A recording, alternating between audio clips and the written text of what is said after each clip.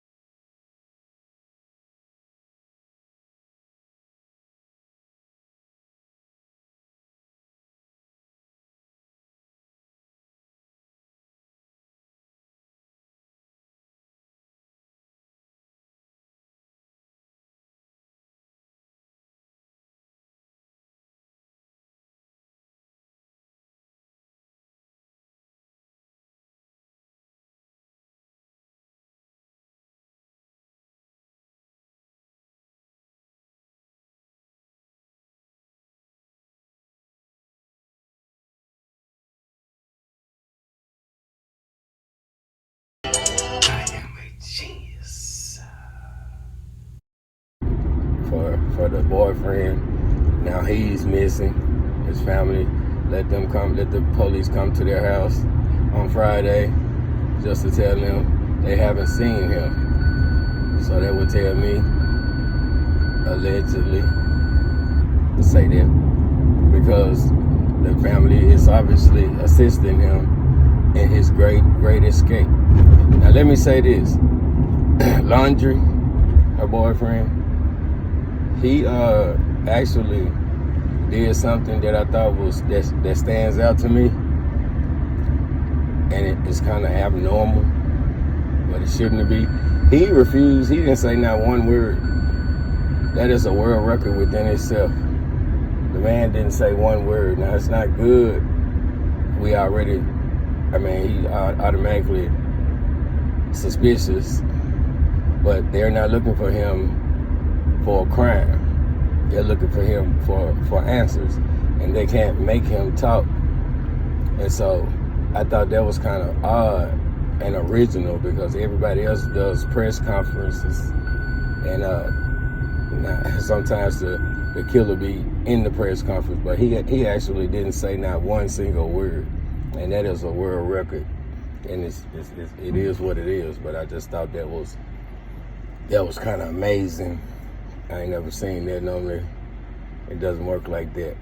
So he's not even, they're not looking for him for a crime. They just want, the family needs answers, and he's the only one that has them. And that is where we at now. So I'm gonna go dig up into some background and put together something that hopefully will be pleasing to you, Renee. Yeah, because I don't have want to say I have white friends. That sounds racist, but I have all kinds of friends. I'm a people's person, aka the people's champ. White, black, brown, yellow. I mean, even the Smurfs. One of them come up missing. So I love you, Renee. I love y'all, True Results family. And I'm out. Alright, True again. This is going to be the timeline of her disappearance and what happened. June this year, Northport Police Chief Todd Garrison said in a Thursday news briefing that Papito and Laundrie, who Garrison described as the woman's fiance, embarked on a cross-country trip in June. They planned to travel in Papito's white Ford van to the West Coast and visit state national parks across the western United States. She had been excited to share her journey with her family and others on social media. She maintained regular contact with her family members during her travels. However, that communication abruptly stopped around the end of August. August 12th, Utah. Police had an encounter with the couple on August 12th, where officers described them as having engaged in some sort of altercation.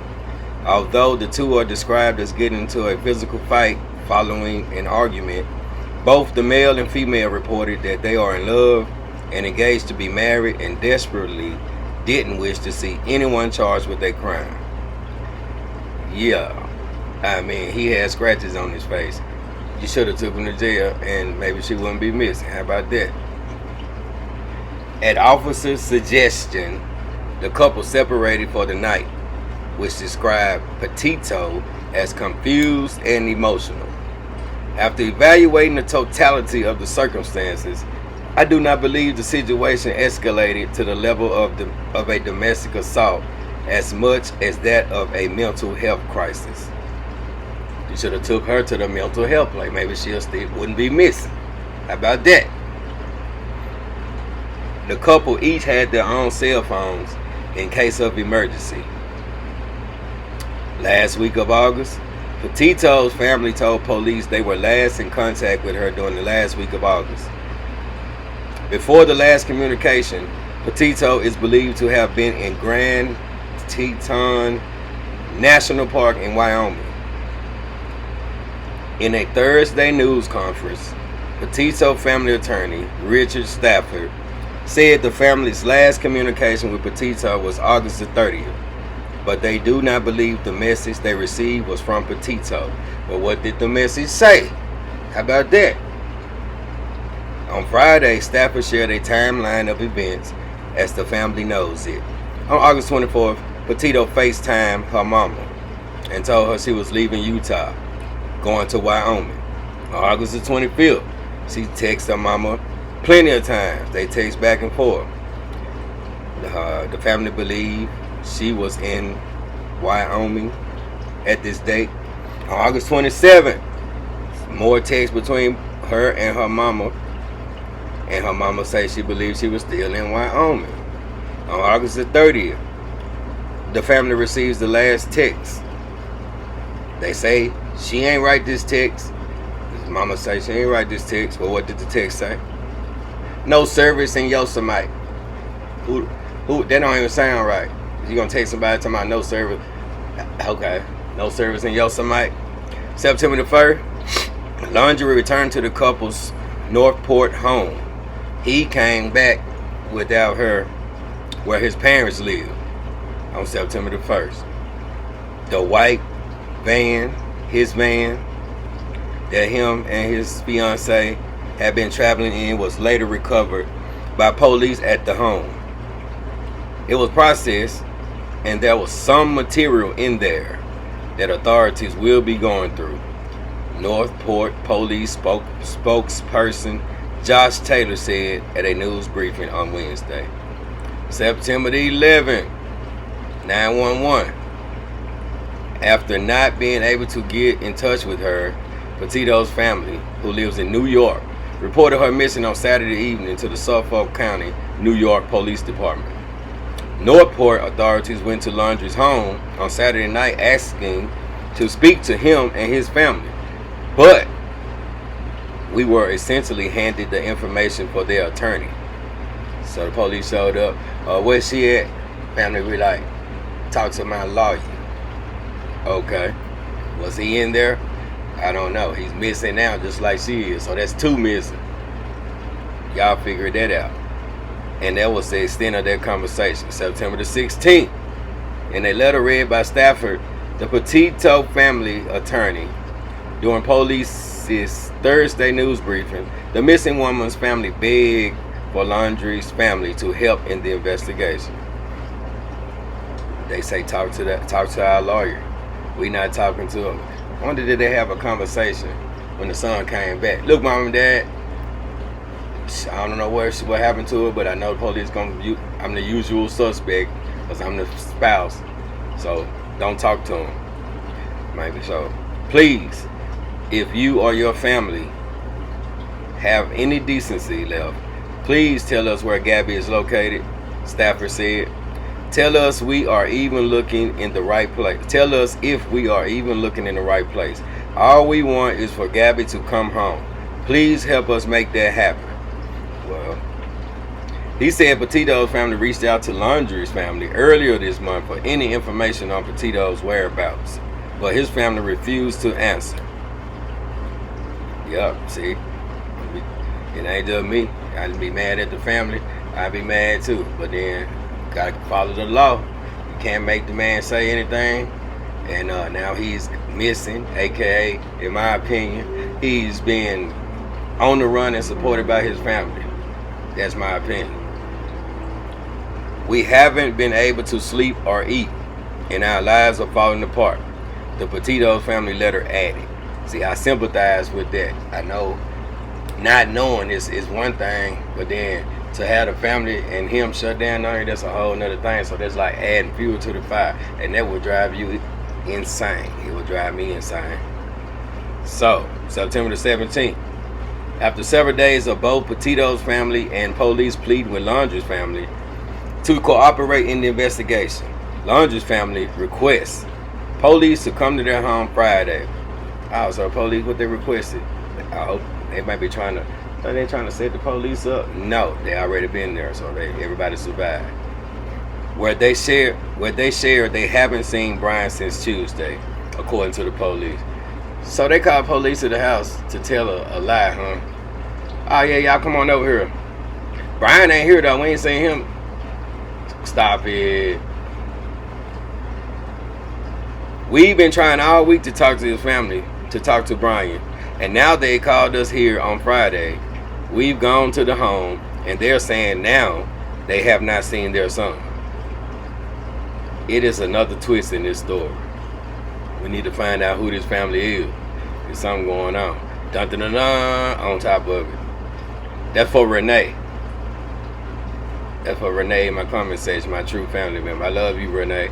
I told you it ain't like you think it is. I can take a shot at the media because the media be pissing me off. I left my number down there. You know what's up. Laundrie family attorney Stephen Bertolino told CNN on Friday night that the whereabouts of Brian Laundrie are currently unknown. Yeah. The FBI is currently at the Laundrie residence removing property to assist in locating Brian. As of now, the FBI is now looking for both Gabby and Brian. Gabby and Brian Brian is on the run. Brian gone. Brian took off. Family like, liquidate, take this big envelope and go ahead and lay low, son. And then I wonder how they would have that.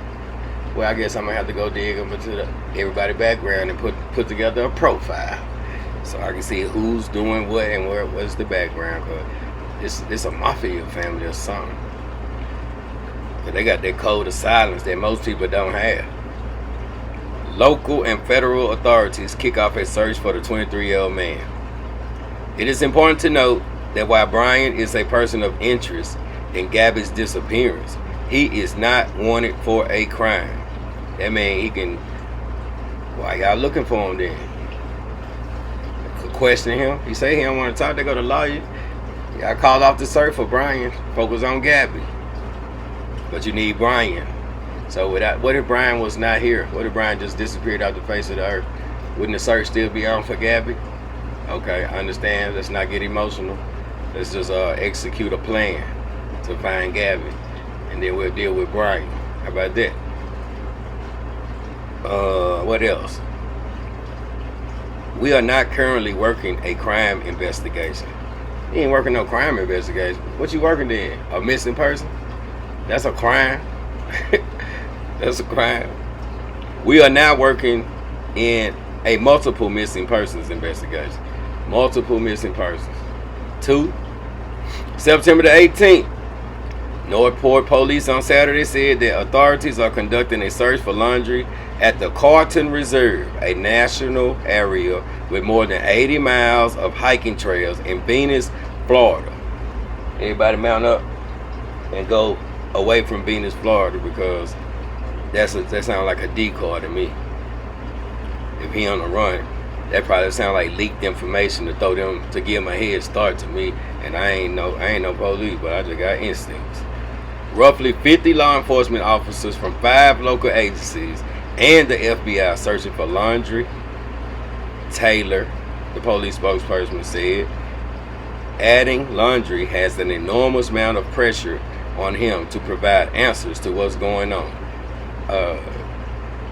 Okay. Meanwhile, the FBI announced Saturday that the agency and its partners are also conducting ground surveys in Grand Teton, Teton National Park that are relevant to Papito's disappearance. The national park is where Papito is believed to have been before her last communication with her family. And that is where we are as of now. Now, if I may, Renee, with your blessings, because I love you, and I don't want you to feel no type of way about me being mad at the media. I still am the broken system, the broken missing person system. They don't communicate. The data is not together. And once again, I know that so very well because I actually found someone's missing mom 15 years from looking for her Sharteria Waits. And that's why I am passionate about it. And that's all I have to say. Let me get into this family and see what their background is. And I will update y'all on that, because that will narrow the search down. Right now, I think they're in Venus, Florida. I think by them going to Venus, Florida, if that was leaked if they got that from this family, that is a decoy. You are going the wrong way. While he's gaining. I'm sorry because the bump there. I was distracting him from driving. I'm sorry. Can I get you to step out of the vehicle for me, man? Yeah. Just hang tight right there. Do you mind if I take your keys and just put them on your hood? You got it, buddy. I'm so Thank sorry. you. Oh, no, you're fine.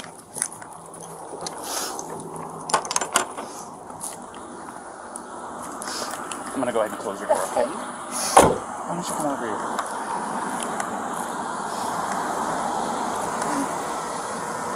SO229, I have the female that was on the passenger seat separated from the male. Keys are on the hood. You want to tell me what's going on?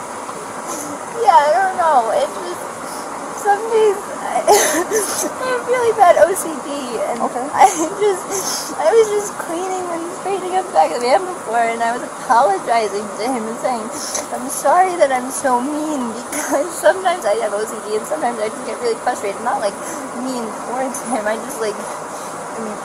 guess my vibe is like I am like in a bad mood, and I was just saying I'm sorry if I'm in a bad mood. I've just been really stressed. I had so much work I was doing on my computer this morning. What do you do for a living? Well, I hate to work at an all-organic juice bar, but I just quit my job. Okay. I was a nutritionist. That was my That's job, cool. and I just quit my job to travel across the country, and I'm trying to start a blog. Okay. Have a blog and stuff. So I've been building my website. So I've just been really stressed, and he doesn't really believe that I could do any of it. So that's kind of been like I don't know. He's like down there. I don't know. We've just been fighting all morning, and he wouldn't let me in the car before. And then Why wouldn't he let you in the car? Because of told me your OCD? He told me I needed to calm down. Yeah. But I'm perfectly calm. I'm calm all the time, and he really stresses me out, and this is a rough morning. Well, why don't we do this? Why don't I sit you down in the back seat of my car? You're not in any trouble, okay? I'm not going to be putting handcuffs on you. You obviously don't have any weapons. I'm going to get you into the air conditioning, let you take a breath, relax a little bit, and then I'll come back and talk to you in a few minutes, okay? Okay. Alrighty. Like I said, you're not in any trouble. So just go ahead and take a seat.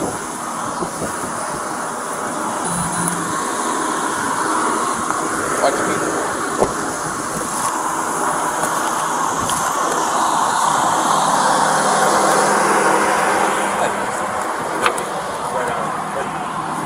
Gabrielle, you talked to my fiance, right? What's that? You talked to Gabrielle, right?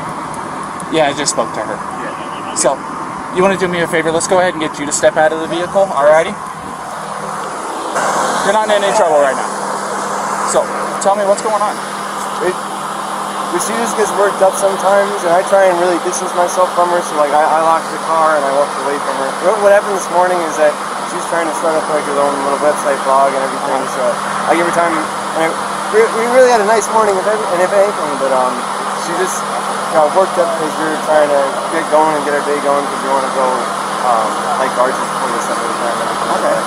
You want to tell me about those scratches on your face? She had a cell phone in her hand, that's why I was pushing her away, because she wanted I locked the keys so I could walk away. I said, let's just take a breather and let's not go anywhere. Let's just calm down for a minute because she was getting a little worked up. And then she had her phone and was trying to get the keys from me, so I got in the way. I was just trying to, I know I shouldn't push, but I was just trying to push her away to go.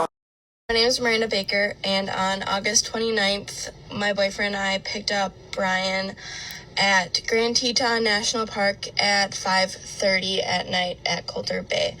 I'm hoping this can help someone identify him because I saw him from TikTok, which then made me call the authorities, and my boyfriend and I have been in contact with a bunch of different people to help piece together different parts of this case. But we picked him up at Coulter Bay, like I said, at 5:30. He approached us asking us for a ride because he needed to go to Jackson, which we were going to Jackson that night. So I said, hop in. He hopped in the back of my Jeep. We